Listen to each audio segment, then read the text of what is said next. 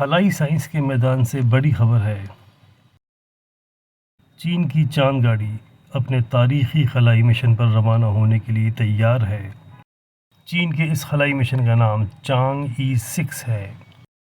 یہ خلائی مشن چاند کے اس حصے پر لینڈ کرے گا جو حصہ زمین سے اوجھل ہے۔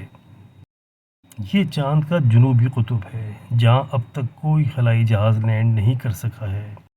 چین کا یہ جہاز اس حصے پر لینڈ کر کے وہاں سے مٹی اور دیگر کائناتی نمونے اکٹھے کرے گا۔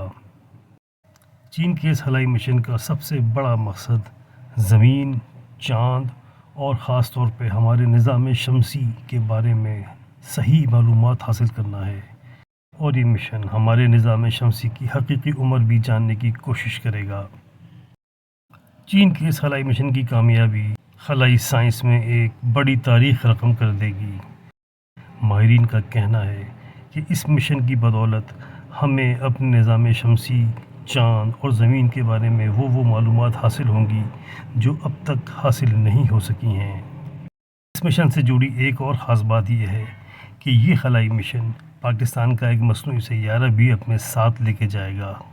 پاکستانی مصنوعی سیارے کا نام آئی کیوب قمر رکھا گیا ہے۔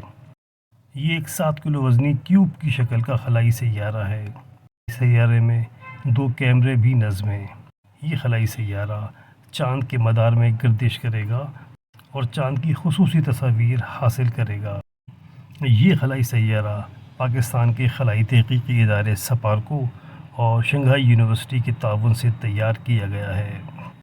چین کا خلائی مشن پاکستانی سیارے کو خلا میں چھوڑ دے گا، جس کے بعد یہ سیارہ چاند کے گرد چکر لگانے لگے گا اور اپنی طبعی عمر کے پورے ہونے تک یہ چاند کی تصاویر حاصل کر کے زمین پہ بھیجتا رہے گا۔